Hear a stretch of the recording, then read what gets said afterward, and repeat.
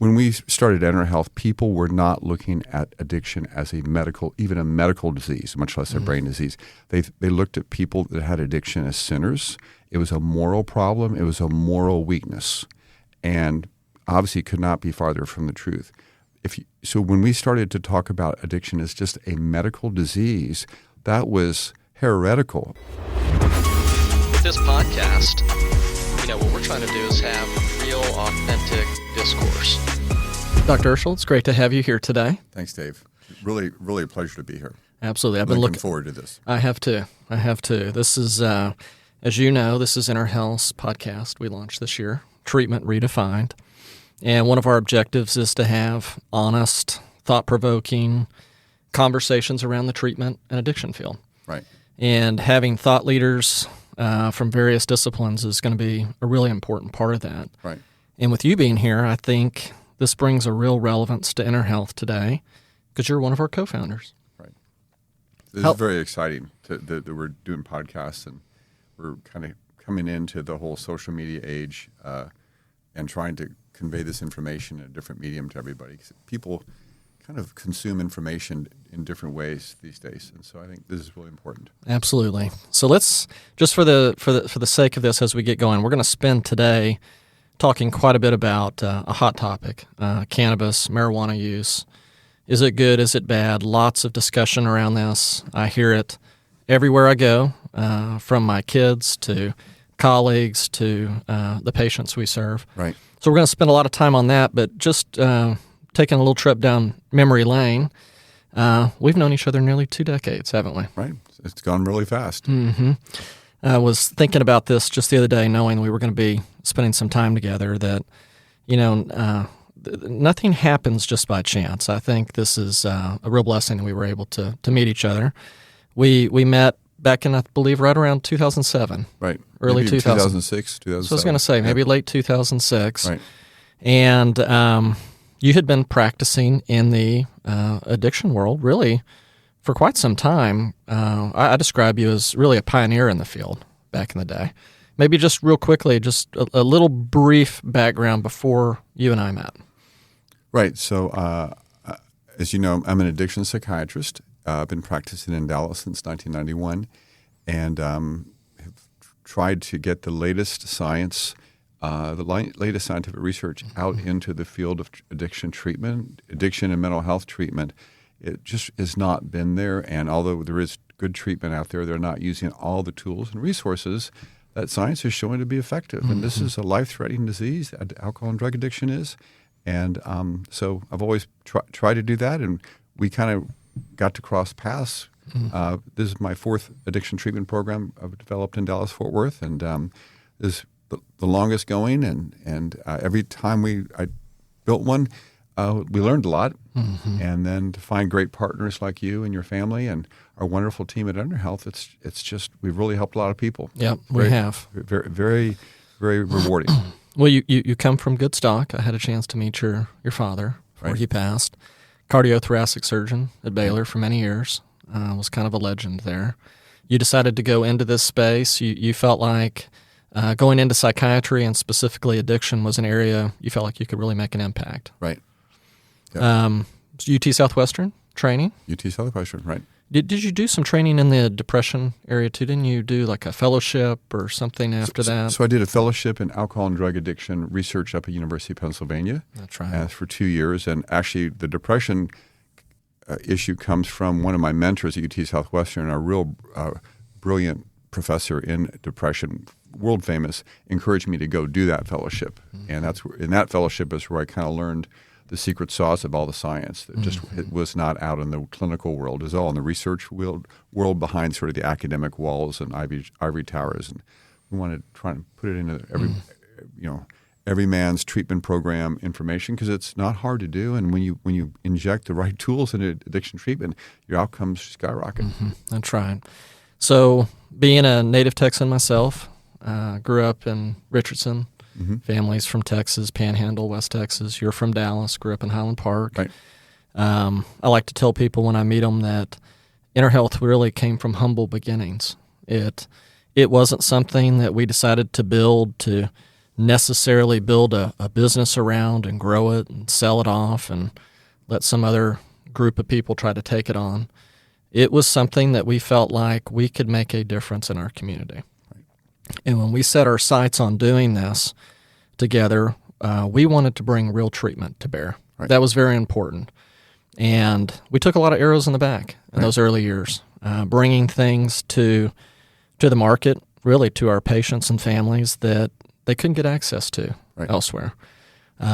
Primarily things around addressing like what we call dual diagnosis, which I've learned that term over the years is really just addressing the underlying psychiatric issues that come with substance abuse. Yes. Very prevalent. Right. I think every patient we've ever served on some spectrum level has had some emotional psychiatric issue that's really fueling the addictive behavior. And then with all of the cravings and how it affects the brain, which we'll get into some today, the use of some of these, anti-addiction medications have proven to be invaluable. And you were at the forefront of a lot of that thinking in the early days. Could you just hit briefly on some of that?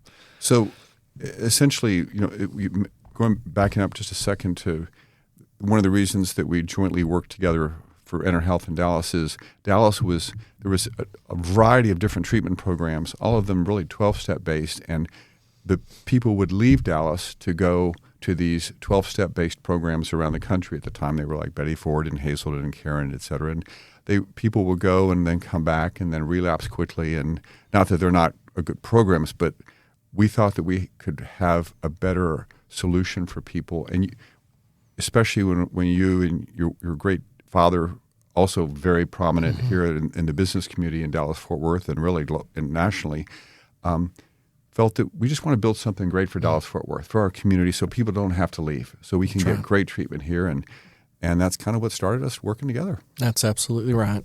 So came from humble beginnings. We opened up a residential program in early 2008, trying to put forward the latest advancements in treatment. Right. And over the years, we try to do the same thing. Every time we see something that's really evidence-informed, if you will, evidence-backed, let's integrate it in and let's give every opportunity for our patients and families to be able to get better. Bring in the best tools out there that science has shown to be effective to help them beat this life-threatening disease. Because if you have dual diagnosis, alcohol and drug addiction, and a psychiatric illness, you have some really major challenges in your life. But if you get the right treatment, and in most cases you get the right treatment, you get better quite quickly, you'll stay better, and you can actually change the trajectory of your life for the rest of your life and for future generations of your family. That's exactly So it's really, really important to get the right treatment because this is a devastating illness. Absolutely. But very treatable. Right. Yes, very, if you have very the right treatable. tools. So let's talk just briefly. Addiction. What is it? You and I have talked over the years. It's brain disease. It's trauma to the brain. Just for the layperson that's out there listening, what is addiction? Right. Well, I could be, difficult, and I've trained you over the last 20 years and ask you what is addiction. David, you could probably give an even better answer than I am. But since I'm the doctor, I'll give the answer. And that, addiction is actually, if you look at what alcohol and drug addiction is, it's alcohol and drugs are neurotoxins. They're poisons. They injure the brain cells, the brain tissue. And if you continue to repeatedly injure it over a period of time, your brain function starts to go down.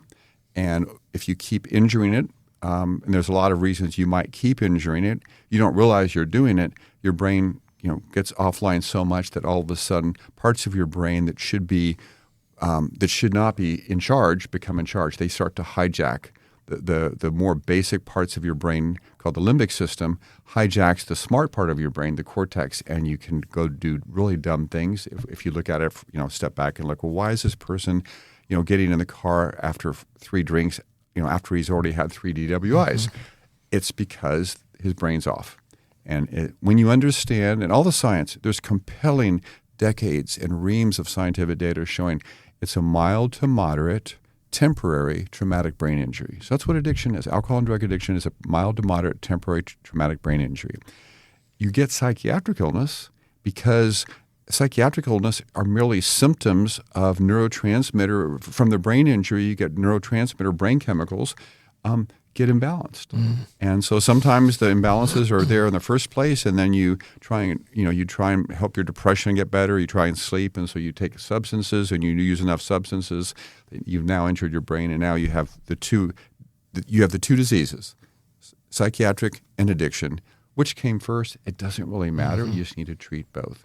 But addiction is a brain injury. The fabulous news that science has shown about addiction is if you can stop poisoning yourself, if you can stop the use of the substance, and then ideally if you can get the right nutrition and you get the right exercise and sleep, your brain can heal itself really quite quickly within a matter of a few months, and your brain function can get back to normal. Oh, that's incredible, because I think kind of in the there's always been this conception out there that once you've injured your brain, it doesn't heal. Right. But you emphasize the temporary part. It actually can recover. Right. Yeah, the fact that God gave us this amazing organ of our brain and so many other organs in our body. You just look at, if you have cancer and it's treatable, it may have injured parts of your body, but your body heals. You break your arm, you set it, your arm heals, it's back to normal function. Same thing with your brain. The healing function of our brain makes Enterhealth look great. All we have to do is give you the tools to help stop the poisoning of your brain and your body, and your body's going to heal itself, and we're going to look good, and you're going to have a great life. But that's harder than it seems. That's tricky, because the part of your brain that's hijacking it, the limbic system, wants to drive you back for no good reason, drive you back to use. And sometimes it's really hard to resist those urges. And so it's not a matter of willpower, it's just a matter of getting the right tools in place. I agree. It's rather complex in a way, but it's also understandable if you apply the right types of tools, as you say, to the treatment. But you've got to have the right tools on the table in order to combat this correctly. When you talk about the underlying, that kind of compulsive drive or the limbic system, that's where a lot of these important medications have proven to be effective. Exactly. And maybe you don't have to be on them for an indefinite period of time, but you need to be on them for a period of time in order to quell those cravings. Exactly. So that we can do the other important work, the therapy, working with the family, doing all of the other aspects of our treatment to get you to a point where you can be in sustained recovery. Exactly. Without question. When we started Enterhealth, people were not looking at addiction as even a medical disease, much less a brain disease. They looked at people that had addiction as sinners. It was a moral problem. It was a moral weakness. And obviously could not be farther from the truth. So when we started to talk about addiction as just a medical disease, that was heretical. People go, what are you talking about? And think of it like this. High blood pressure. High blood pressure by itself is not terrible, but if it left unchecked, you can have a stroke, you can have a heart attack, you can blow out your liver, you can blow out your kidneys, really bad stuff. But if you get the right treatments for high blood pressure for this disease, you can actually get your body back and you can have a great life. The same thing with alcohol and drug addiction. And so with alcohol and drug addiction, you have to stop the poisoning and you have to treat the psychiatric symptoms and kind of reboot the person's brain. And the wonderful thing is in medicine, there's this whole area of medicine called that treats brain injury. You have this traumatic brain injury, you have neurologists and neurosurgeons. People have been treating brain injuries successfully for so long. Basically, Enterhealth is just borrowing those tools, applying them in a much milder and more temporary brain injury, and our patients get better so much faster. Yeah, but like you say, the medications, the anti-addiction medicines that are non-addicting can really help quiet the limbic system, so the cortex that's in charge of your life and helps you make better decisions can be in charge. That's right. Well, that's a good segue. Yes. Let's jump into cannabis. Absolutely. Because we talk about drug and alcohol addiction, and I often hear people refer to pot, marijuana, cannabis as something other than drugs. Right. And is it addictive? Can you become addicted to it? Right. So maybe I'll just start off with, can you get addicted to cannabis? Without question. So there's so many aspects to talk about cannabis. We'll get to them, but people don't think that cannabis is dangerous, and therefore our society, for all a variety of reasons we'll discuss, has normalized cannabis. People think it's safe for two main reasons. It's legal and it's natural.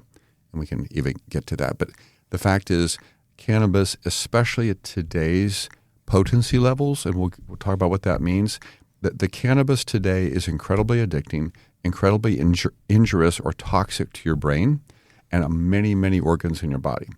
And it is very addicting. Let me give you an example. You probably know this. At Enterhealth Ranch, our residential facility, most people with addiction don't need to go inpatient. They usually go outpatient. So 60% of the time, if you have alcohol and drug addiction, you're going to start in outpatient, stay in outpatient.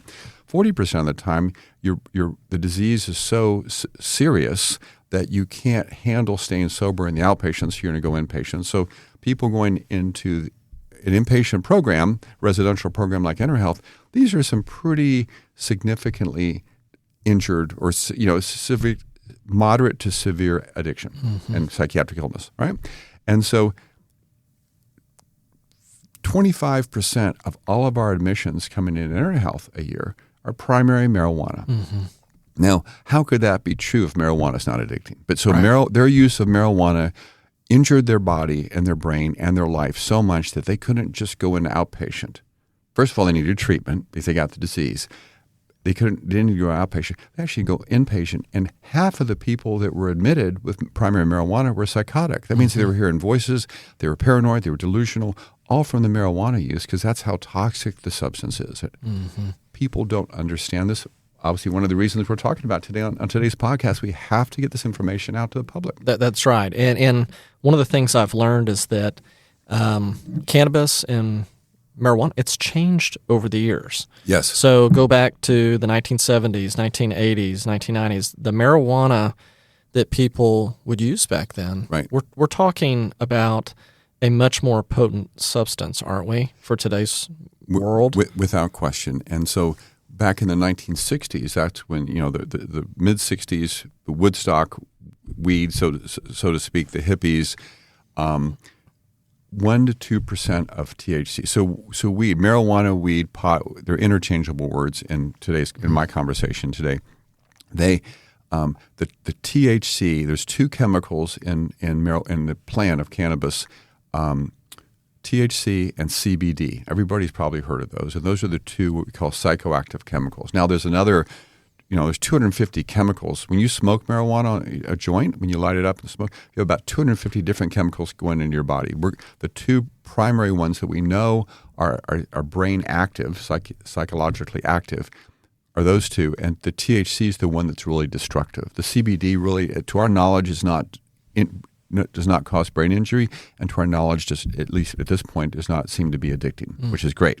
There's some benefits, And so the idea is the more potent, the higher the percentage of THC in weed or in the substance in which you're taking into your body, an edible, you're smoking, you're vaping, you're putting it on your skin, whatever, the higher the dose, the higher percentage, the more toxic it is to your brain and all your other body organs. And people were thinking this is 1% to 2% weed, or they get this perception of back then. I mean, even then it was not great for you. But right now we're looking at 15 to 20% average across the board that you're getting, okay? And when a state legalizes marijuana, whatever the regular marijuana on the street was, let's just say it's 15%, it's immediately bumped up by 20% because the higher the THC content, even though it's more toxic, you also get a much better high. And people are using the marijuana, let's be honest, in most cases because they want to get high. Right. And that's their choice. And I just want to say that so people don't feel attacked by this podcast is we're not saying whether you can use marijuana or not. We just want to give you the data so you can make a good decision. This is your life. This is your child's life. This is your spouse's life. As long as you understand the data, you can make better decisions. That's what we're trying to do today, by the way. That's right. And, when I start having these conversations with, say, young people, they'll often say, well, it's not any worse than alcohol. Yes. Is it worse than alcohol?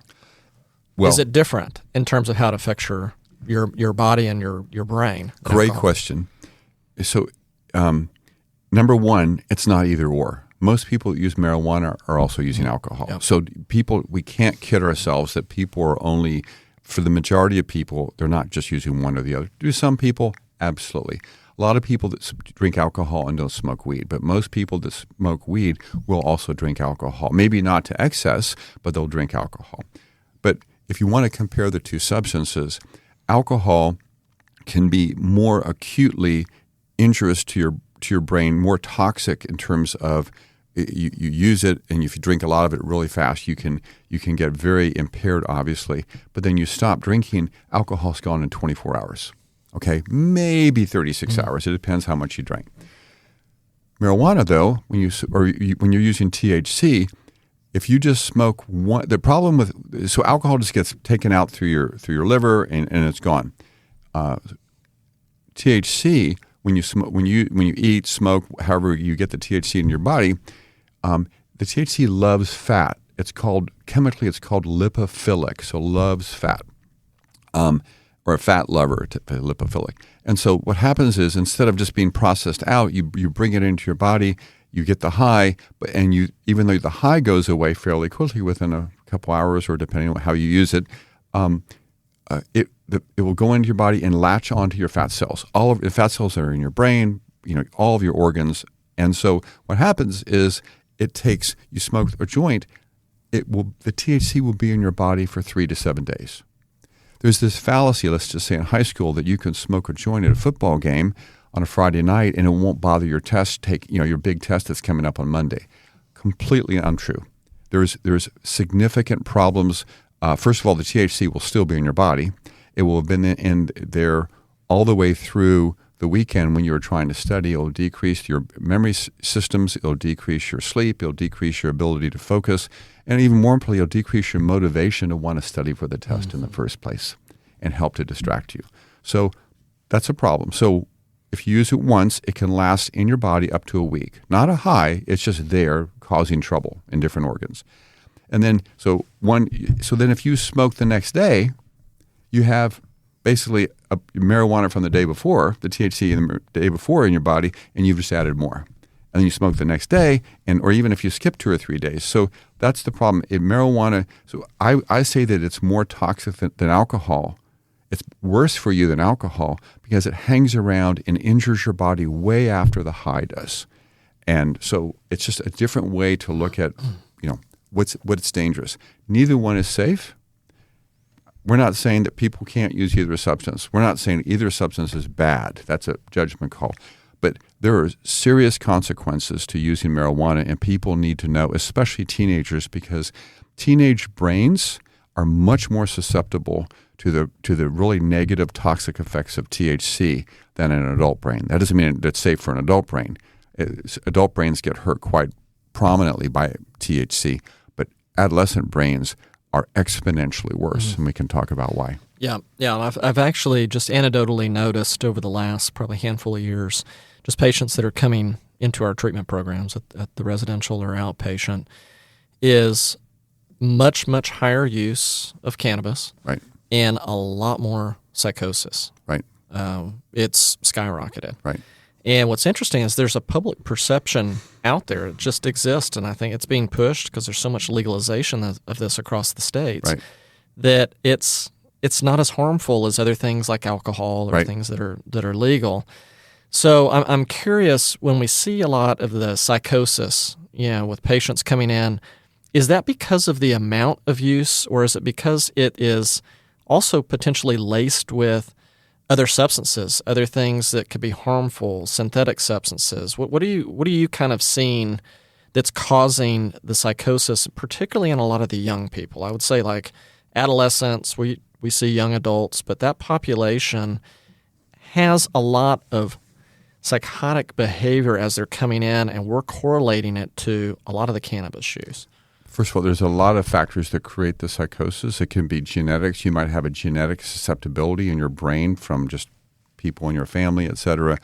The other issue is that the higher the dose of the THC, for regular THC, so I don't want to really dig down into the weeds, but there's a delta-9 THC. That's the one that comes from the plant, and that is, that's what people think about with THC. There's also a delta 8 and a delta 10, so there's just different chemical formulations that are different, but they're all thought of as THC or marijuana or cannabis.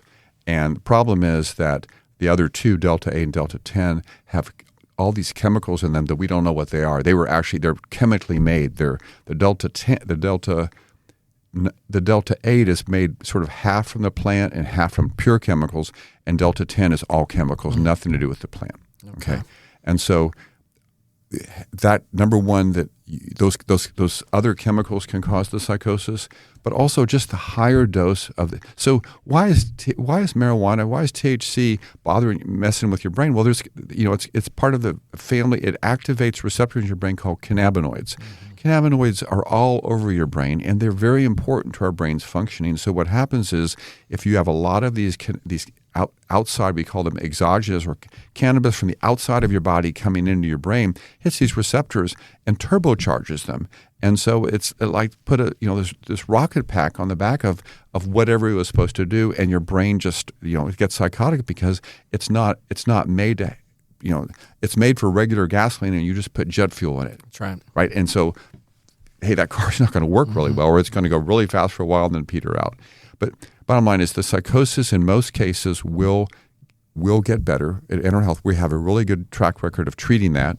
But sometimes, unfortunately, no matter what we do, you put the THC from either these other toxic chemicals, the high dose of THC, and the genetics, and the person has schizophrenia, permanent schizophrenia the rest of their life. Now that's a real minor, that's a small percentage, maybe 5 to 10% of the psychosis. So that means 90% of the people get better. But when it's your son or daughter or brother or nephew, it can be a real. It's just catastrophic. Oh, absolutely. And when you have somebody come in and that's, say, primarily alcohol abuse, we will take them through withdrawal stabilization, detox them. Right. They get it out of their system, and they're feeling better, relatively quickly. When we have patients come in that are having some active psychosis, they're also drinking, like you said, maybe using other drugs, but it takes a lot longer for their mind to settle, doesn't it? Exactly. It can be 2 to 3, 4 weeks sometimes if you're lucky. So sometimes a few days, but it just takes a while. On top of everything else they're challenged with, because addiction, again, if they're coming in for primary marijuana, they're probably using some other substances. They're probably using quite a bit of alcohol, maybe or maybe not, it depends. But it's not good at any level. And one thing else I wanted, before we skip on to another topic, especially if you're an adolescent or a 20-year-old, when you're smoking this really high dose THC, right? Again, you can get it in edibles. That's where you eat it. You can get it in, using bongs. You can get it in just buying product that's already incredibly potent right out of the store or, on the street.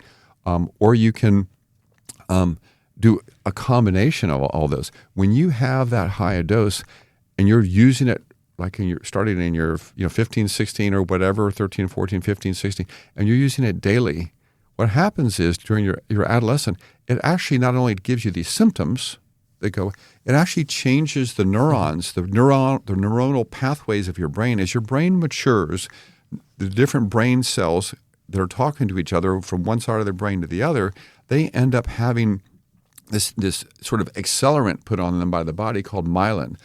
Myelin kind of really gives you, it's like you had a sort of a dial-up modem for some of our older listeners, and all of a sudden you have a T1 line. You're kind of creating this very important but sophisticated but fragile construction in your brain.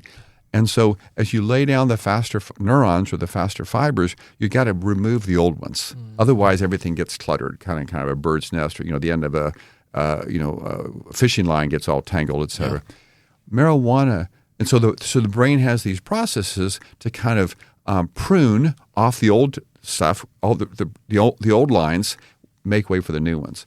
Marijuana stops the pruning. So what happens in these brains that people have been using from early teens on, the pruning stops, and they have this big bird's nest of neurons up there, and so it messes with their IQ, their memory, their insight, their judgment, their sleep, their irritability, their self-confidence, because all these things affect their ability to learn and perform in their life, et cetera. And so it's a real problem, not just for the addiction or whatever, but this is changing the brain. Now, your brain, if you can stop it, your brain can revert, and over time, it can, as the healthy parts of your brain, the healthy pruning aspects of your brain will come back online, and it can take off the old lines, and your brain you get smarter, et cetera, over time. So but it's a big deal. This is like a big deal. Changing your brain maturation from this substance. Absolutely, for the young people in particular, because their brains are not fully developed until, what, about 26? 28, 20 to 29. 28, 29 years old. Mm-hmm. And when you talk about this, inability of your brain doing what its, God-given natural abilities, which is to go in and prune and take away the clutter and allow it to further develop, are these things that they can see with technologies today to be able to prove what you just said, which is, look, if you can look at an active user that's been using for this many years, you can actually see that the brain is a little cluttered in those respects that you're talking about? Without question. So first of all, everything that I'm talking about today, that we're talking about today, there is scientific data to bring up, to support it. In Enterhealth, we're always trying to find great partners because this is a big field, and we're always looking. So we found one of the people that's done groundbreaking research in just what you talked about is a Dr. Francesca Philby down at the Center for Brain Health here in Dallas at UTD. And that is an amazing organization. As you know, we've just started to partner with on a variety of research fronts. That's right. And we're so excited about it. But Dr. Philby's research, which I looked at in one of her lectures 3 or 4 or 5 years ago, has hard data showing that these brains are changed, that the pruning aspects are offline, that she's showing you this is a brain that didn't use marijuana, this is a brain that did, and these are the differences you can see, and she replicated across multiple different studies, et cetera. And, she has large National Institute of Health grants to continue. This is such groundbreaking work. I think it's such important information. It's a real deal. It is a real deal. Nothing to be scared about, but it's something that we want people to use good judgment based on good data. Absolutely. And that's the problem. Let's back up for 1 second, because something we forgot to talk about. When a state legalizes marijuana, it's not legalizing it because it's safe. Okay, people do think that marijuana is safe because it's either legal or it's natural. Let's just jump into that conversation for just a second, if that's okay. So let's do the natural one. Because it's natural, it's supposed to be safe. Well, let's just say, poison ivy is natural. Would you want to smoke poison ivy? Can you imagine smoking poison ivy, having all that oil hit your lung? I mean, that's just, it doesn't make any sense. And when something is legalized, that means either a state representatives in their state legislature voted, or most of them are not physicians or have any medical training, or the population, small groups of the population voted. So again, most of them not medical. So the medical community is not voting for this. The FDA, the National Institute of Health, not saying, hey, let's make this legal. This is all commercialization. Okay, whether it's bad or good, it is what it is, right? And so when a state legalizes it, that is basically, it means it's commercialized. So that means companies are going to come in and try and make a lot of money off it, just like the beer companies, the alcohol companies. Again, they're not bad. It's just, it is what it is. But they're going to have a playbook of how to roll this out, how this substance, and their goal is to make a lot of money for their shareholders. You've seen it, tobacco. The cigarette companies did it for a long time, and then they were actually increasing the potency of nicotine in the cigarettes, making them more addicting. They knew it. They got caught with their hands in the cookie jar, and they got slapped with billions and billions of dollars of lawsuits that they lost, right? Because of that. Well, now the cigarette companies, the tobacco companies, essentially own most of the marijuana companies. And so they own these companies. They bought all the smaller ones kind of and have standardized it, and they're using the same playbook that they used to roll out cigarettes, only there's no government restrictions on the amount of the percentage of THC. Yep. And so their goal is to sell more product. And so let's just use an example. In Colorado, which was, I think it legalized around 2013, 2014, now when a state legalizes it, the goal of the commercial companies is to put as many of the storefronts out there, because the more storefronts are around, more people think it's safe. That's right. So, like the statistics for that idea is that in Colorado there's 100 Starbucks and there's 200 McDonald's total in Colorado. Well, there's over 1,000 marijuana stores. Okay, so that's 3 times the combined total of all Starbucks and McDonald's. And to me, it always seems like there's a McDonald's in every corner. I'm not putting down Starbucks or McDonald's. It's just like the more stores you can open, the more access, the more product you'll sell, but the more normal people think that this product is. That's exactly right. And that's a complete sham. That's really dangerous to a lot of people in our society. And you've been speaking about this actually for several years now, and I mean, you just got back from speaking on our behalf up in Oklahoma, which is another state that's legalized it. And just anecdotally, when you're talking with practitioners or talking with maybe state representatives, people that you've run around with, what are you hearing? I mean, are you hearing the negative effects that have come with this? Like, yes. We have more emergency room visits, we have more traffic accidents, we have more issues associated with legalizing it versus before we had legalized it? Without question. The only people that really like the fact that we've legalized it are the people that are using it. That's right.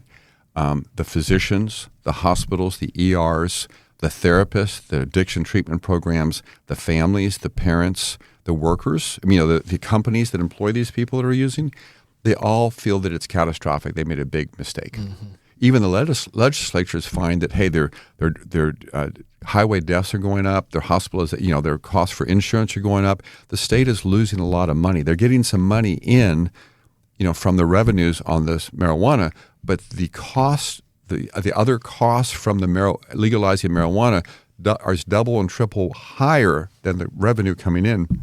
You've seen this in state after state after state. In fact, at one point, Illinois was trying to legalize it, and they went and looked at Colorado, Washington State, and which they had 4 or 5 years of data, and they were looking at how much money those states were losing. They said, we're not even going to put it. We're not legalizing this, and so we have data on this now as sort of a social experiment. Mm-hmm. And again, the people that are using it are quite passionate about it. The companies that are selling it want to make money, and they're fairly passionate about it, which all gives us a lot of misinformation and half-truths on social media and all the other marketing channels and strategies, and people don't have the data to make good decisions. So what do we have now? Over 36? 36 states that are either legalized it for recreational or medical marijuana use. Or medical marijuana. So let's dive into that just a little bit. Differences between medical marijuana and recreational marijuana? Great question. So when you legalize it for recreational, that means you can use it however you want. There are certain limits on where you can use it, et cetera, et cetera. Medical marijuana, in my mind, this is my own personal opinion, is a farce. Let me give you explain why. So medical marijuana is a marketing ploy in my book, because the reason you're going to use, people say, well, we have to have marijuana legalized because it's a medicine. It needs to be treated. So there's five medical diseases or illnesses for which you could use marijuana that's theoretically approved. Glaucoma, which is high pressure in your eye. Nausea, so if you have a lot of nausea, it can reduce your nausea. Increase your appetite. So if you're a cancer patient, you're in chemotherapy or HIV, you don't have an appetite, you need to eat more, you can use marijuana. And then also, some people are using it for sleep, and some people are using it to decrease anxiety. Okay? So of the two substances, CBD and THC, THC is treating the nausea, like reducing nausea. THC is increasing your appetite, and THC is doing glaucoma. So those three illnesses. It's THC. CBD is doing the sleep and the anxiety, right? So, well, then Dr. Urschel said, well, if these treated, well, why? What's the problem? Well, the problem is if you get pure THC, you can get there's a pure THC pill. It's a pharmaceutical, approved by the FDA, paid for by insurance, called Marinol. Marinol is not addicting if you use it in appropriate quantities, and will work for your glaucoma, and will work for your nausea, and will work to increase your appetite. Not addicting, very safe substance. You can now get a pure FDA-approved CBD. It's a liquid to treat your sleep or anxiety if you need to. And so we already have these medications that we know the doses, there's no contaminants, and are not addicting, at least to our understanding so far. Why do we need this other substance that has all these other contaminants and brings a whole lot of other problems? And the other thing, remember, THC, the main problem is the potency. Right. Well, you already know the dose, and you can keep the dose consistent in this pill that the FDA controls. There's no federal oversight, or there's very little even state oversight on when it's legalized. And so that's the problem. So you don't need this for medical reasons. We have medicines that are of the two substances already. So when you don't know all the data I just shared with you, so we have to have it. Let's legalize it. Yeah, that's a great explanation. And actually, as I'm listening to you, trying to be realistic here and watch this. You got 36 states that have legalized it in some form or fashion. It feels like it's, and I agree with everything that we've talked about to this day, but you can see it feels like a tidal wave that's kind of coming, and you're thinking, okay, you can't go probably back in time and reverse all the authorizations that have been allowed and all the use that's being done across our youth and older generations as well. Is there an argument to be made that a regulatory approach might be a correct approach for this? Kind of like with alcohol, a lot of regulations around its use. We don't necessarily advocate for people to go out and drink alcohol, but at least it's regulated and there's some oversight. Is there an argument to be made that creating some strict regulatory framework might help this into the future? Well, I think you're going to have to do that. Again, I don't know all the politics involved, but in my opinion, I think that the states the states that have legalized it are not regulating it because there's not enough money to do it, not enough people, not enough manpower. And the problem with THC, obviously, is besides all these misconceptions, is the potency, the dose of the THC. So if you could go in and regulate and make sure all the commercial THC, none of it's higher than 1 or 2%, we're talking a completely different animal, right? Now, I don't know how you would get to that. The other question is, whether people legalize it because you have this whole criminal case aspect, the whole judicial aspect. There's another way to approach it in terms of decriminalization. Again, not my area of expertise, but there's a great DA here in Dallas, John Creuzot, who's trying to figure that out. There's different ways to skin the cat. Right. But at the end of the day, until we get to that point, we need to be outspoken that, hey, this is dangerous stuff. Please know the risks that you're taking and don't just drink the Kool-Aid. I mean, we should have a lot of credibility for this podcast. You the CEO of Enterhealth and one of the other co-founders of Enterhealth, if we just went out and supported marijuana, right, and talked about how good it was, we'd have a lot more patients in Enterhealth. We'd be completely full. We're full most of the time anyway, but we'd be completely full. We're actually giving this information out and actually lowering the amount of our business. This is technically hurting our business, but our business is all about saving lives and helping people. So we would much rather somebody not get addicted and never come to us in the first place. That's right. There's still plenty of people that are going to get addicted to other substances we can help with, but in marijuana's case, if you have 36 states, if we could stop the other states from getting, the other 14 states from passing legalized, think of all the great things you're going to do in those 14 states. And then some of the states that have legalized it may walk it back or may start regulating or just don't know. It does feel like this tidal wave coming. It does. It does. But it's not going to stop us. And every time I lecture to therapists or family members, everybody says, wow, this is such great information. Thank you for sharing with me.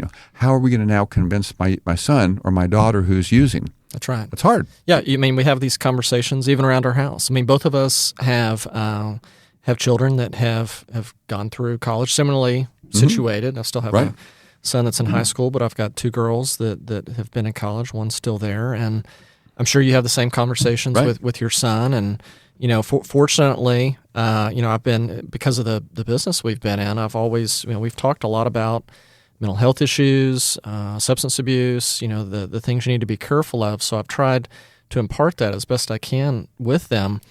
But it's interesting, when I get into the discussions, I feel like the kids still need a lot of what you and I have been talking about today, because there's still this aspect of it's really not that much different than alcohol.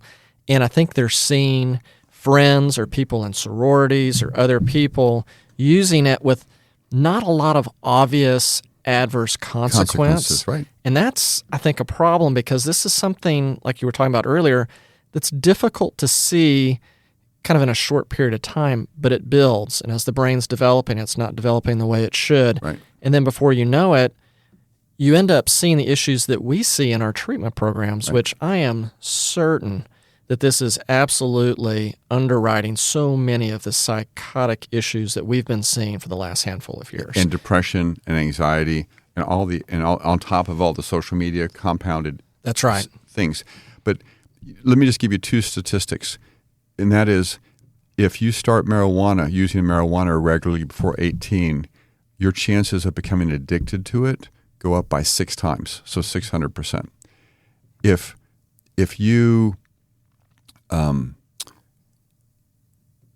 when a state legalizes marijuana, the addiction rate goes up in adolescents by 20% immediately. Yeah. So it's not like, so what happens is you legalize it, more people use it, so more people are using it, as percentage of people are getting addicted to it, and so you're just hurting a lot more people, and that's what people can't understand. There's something about marijuana, the whole conversation in a young person, that they're very defensive. If we talk about not shooting up methamphetamine or heroin, there's not going to be a lot of argument about that, or using cocaine or Quaaludes or ecstasy. They may use it, but there's not going to be any argument back against it. That's right. To us, even nicotine, smoking. There's going to be, but marijuana. There's something that the social media is so powerful, and the misinformation. It's this possessive. Hey, you're attacking this sacrosanct, this sacred area of my life. Back off. That's right. And then we as parents, or we as adults, say, okay, or that you can't answer their questions because they have this data they've been sold a certain way. I agree. And we're just trying to change the conversation. We are. We're just saying, hey, whether or not you use it or not, that's going to be your choice. Unless you're actively using it, in that case, you need to stop, get sober for a year, and then you can make a decision because your brain will be back online. But if you have a healthy brain, let's talk about the data first. I agree. And that's the hard thing to get. That's right. Luckily, it is treatable. That if we do get marijuana addiction, we can treat marijuana addiction. Luckily, we can treat alcohol addiction, cocaine. All the really tough addictions are treatable. And if you want to talk about that as we're kind of coming to a close, happy to touch base on that. But people need to know that marijuana addiction is treatable all the time. We get people off their lives. The patient's lives get better. Their family lives get better. And it is quite doable. So let's hit on that as we go through this, because we started off talking about addiction, the complexity that's associated with it, the numerous amount of tools that you really need, I think, to combat it effectively. Right. Watching this over the last and being a part of it the last 17 years, it is it requires a lot of different approaches to conquer this. Right. And in your mind, is addiction treatable? Is this something that people can get over? Because I feel like when we entered Dallas-Fort Worth and opening up a new program, I remember being interviewed by a treatment magazine, and I remember that. Yeah, I'll never forget. We were actually profiled in it together. Yep. We looked a lot younger back then, by the way. But I remember him saying, the dirty little secret in the treatment industry, don't you? And I said, no, I don't. He goes, nobody gets better. And that's always kind of been in my mind for the last 17, 18 years. Right. Well, first of all, it really pissed us off. It did. It's like that kind of got us really motivated we're going to show that not to be true. No doubt about it. And then we learned very quickly, I felt like, that at a macro level, I kind of understood where his comment came from. Right. Because we were seeing patients coming out of treatment programs all over the country, some of the best known, Right. Highly acclaimed, Right. that were not getting treatment. Right. They were getting a lot of accountability. Nothing wrong, just for the record, with working the steps. We've talked about this over the years. But to build a central treatment program around that and not address the individual therapy issues, family systems issues, what's going on with your underlying psychiatric issues, like actually diagnose this and treat this effectively. Let's do diagnostics. Let's do testing. Let's understand how this has impacted the brain. Let's put together a truly personalized treatment program for you that's different from me, that's going to try to hit these goals within this time frame, and then build a follow-up continuum of care so that you can continue to build and integrate those tools so you have long-lasting recovery. Exactly. That's complex to do. Requires a lot of interdisciplinary work to have happen. Right. In your mind, looking back over this, being with me in Enterhealth, this is treatable. Would you agree? It's very treatable because we know what the disease is. We know what the problem is. It's like if somebody has a heart attack and you don't know that the coronary arteries of the heart are the problem, and you have to go in and use a stent or use open heart bypass, or you do a variety of other tools, once you know where the problem is, then you can bring the right set of tools. Okay, we know there's a mild to moderate temporary traumatic brain injury. This is a brain issue. This is a brain injury. That's what's perpetuating all this chaos and craziness in the person's life, and the sort of slow or quick progression to lower function. And then once you understand that and you bring the right tools, like you said, sometimes you need withdrawal. Okay, so you do detox, and then most importantly, you need to find out, because if we are both alcoholics, luckily we're not in recovery, we haven't had any issues with that, but if we're both alcoholics, we'd be different people. That's right. Okay? And we'd be different types. It comes, every person is unique. Part of the whole point of Treatment Redefined and Psychiatry Redefined is that every person is biochemically different. Every person with depression, anxiety, manic depression, alcohol, drugs, people has those combinations, whatever. And so we have to understand what are the problem in the first place. That's one of the reasons people have gone to multiple treatment areas don't get better. They've never had the right, they really have a bipolar illness and nobody's picked up, or they have a functional problem, some vitamin deficiencies or other things that we're, as we're integrating functional psychiatry and Enterhealth, we're finding, hey, there's all these root cause problems, these hormonal issues that nobody's even picking up on. Right. We're starting to realize that the head is actually connected to the body. That's right. And they interrelate with each other. Exactly. And the whole, the brain-gut interface is real. I always was skeptical of it, but the data is, in the science is just overwhelming. That's right. And we're seeing a lot of our patients get even better when you add that piece into it. Agreed. But the idea is, this is addiction. What is the problem? And then you bring the right tools. So detox can be an issue. You do the assessment. Sometimes you need a psychiatric, you'll need a psychiatric assessment. You'll need a therapist assessment. You need a family assessment. You'll need, sort of a wellness, exercise, nutrition, functional medicine assessment. You'll need a spiritual assessment. That's the peer groups, friendly, 12-step is great. That's right. Smart recovery is great. It's essential, but by itself, it was never designed to treat a mild to moderate traumatic brain injury. That's correct. And if you use it by itself, you have about a 25% long-term success rate. That's better than zero. Mm-hmm. But if you add all these other tools we're talking about, you have about a 95% success rate. And when it's yourself, your loved one, your coworker, your CEO, you want the best outcome in that particular case, and that's going to be a specific type of treatment plan. And you have to have a different set of tools. That's right. People, sometimes I use the analogy of sort of a Chinese menu. You kind of have all the tools ready and you pull in what you need for that particular situation. Now, Enterhealth is a one-stop shop. Okay, not everybody can come to Enterhealth. The key is to understand that the matrix that we use is from the National Institutes of Health. We openly plagiarized because it's out there for the public domain and said, hey, this is the problems. This is how you treat it. We said, great, we'll do that. And then we have to customize it. That's the hard part. And we have to work with patients and their families that are sometimes people use the label dysfunctional because they have their brain injured. That's right. And yet with the right team like we have, or wherever you go, if you go to a treatment program that's just AA-based, great, take it. But no, you need to get a psychiatric evaluation. You need a family therapy. You need to get individual therapy. You need to start exercising. You need to go find a functional psychiatrist, and to get that evaluation. It's just harder, but it doesn't mean you can't do it. At least we're going to give share the secret sauce of what you need to get better. That's right. Because just not that many people. We're a small boutique program, and people that come to us get great care and get better. But there's a lot of people that never get to us, and that's part of why we're using this medium of podcasts to get that information out. You nailed it. I mean, that is part of the reason why we're doing this, is to have some challenging, authentic conversation around this, but spread the message that this is treatable, how you treat it. And if you live in North Dakota, New Mexico, Florida, and you hear these things, use them to your advantage to try to get better. Absolutely.